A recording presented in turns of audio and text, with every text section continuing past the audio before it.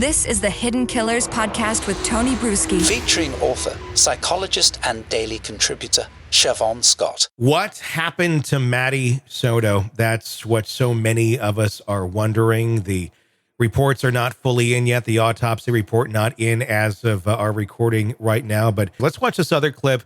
I think some of the verbiage here again is kind of telling. Our detectives are dedicated to pursuing every lead, uncovering every fact, and holding those responsible accountable. Those. Not him. Mm-hmm. Those. Mm-hmm. I mean, it could just be, terminology that you use when you don't really know all the answers to what's going on. You can say those. It could end up being just him. But is there more to that? I mean, does that kind of, it looked like she was reading this, She was reading, yeah. And I felt she was choosing her verbiage really carefully. Yeah. I felt like there was a clear message at various points there that she was making. And it does, yeah, as we've said, it's awfully fishy about the mom. And it does seem like that is certainly still an open door for them.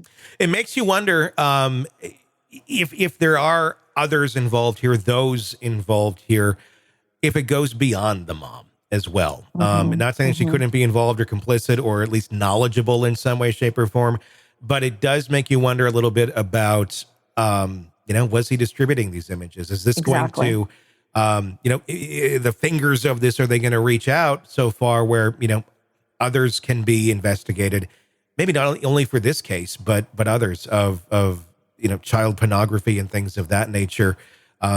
Because they tend to flock together. They do. I was just going to say that. They have a trouble not sharing it. And they do have a tendency, people with this kind of pedophilia do tend to find other people like-minded. And of course, we know they share this material.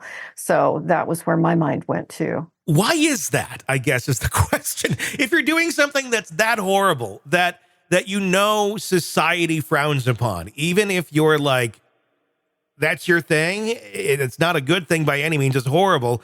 But it just seems so insane that you'd be like, well, let's find some other folks that are doing this too. I mean, it just seems like the way to get caught. It doesn't seem to make a whole lot of sense. Or is it that compulsion, that desire to see that sort of shit, that just, does that override all sense in people like this? Yeah, compulsion is the perfect word. I was going to say addiction. It really is like an addiction. And the more material like this they can accumulate, the happier they are, the more elevated they feel. And I also think there's a big drive to feel normal, because they know, of course, on some level, they're not normal. They know that they have these attractions that, most of us consider it abhorrent. Yeah. And so they get an elevation in mood from finding like-minded people, that there's this camaraderie that they get, which is horrifying. But yes, I've seen that many times, this tendency to want to find other pedophiles. It makes them feel more normal, I guess, because the community then in other times past, before the internet, did we have this sort of community, or have we seen that sort of thing escalate dramatically in the last 20 years because it's so much easier to create a community around anything and find people that otherwise you'd have to, I guess, physically find people. So I'm sure there was some of that going on, but I mean, has that now increased this sort of these horrible people doing these horrible things to children? Is it happening at a higher frequency, I guess is my question, because there is more ways to find community with this and more ways for those abhorrent human beings to, I guess, normalize it within their mind because, these people are doing it too. Yeah, I sure think that we are at least able to spot more of it now. I don't know if we can have data going back. Is it happening more? It may be that there's still the same percentage of pedophiles that there's always been in the population, but they certainly are more overt about it because they are able to connect with each other and find these networks on the dark web and the other ways that they do this.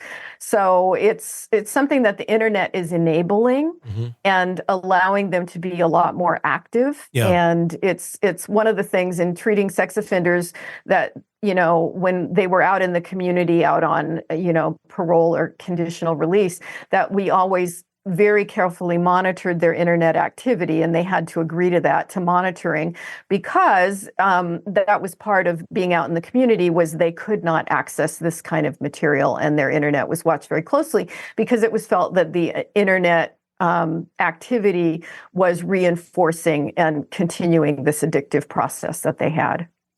It's just baffling, the whole thing. But hopefully we get more answers here as to who's all involved in this. And, maybe there is, some sort of silver lining to it. Never a good thing, obviously, that a child died and went through hell while she was alive. But maybe at the end of the day, this will take down far more people than just one that are involved in that world. Want to listen ad-free? Want advanced access to all of our interviews before anyone else?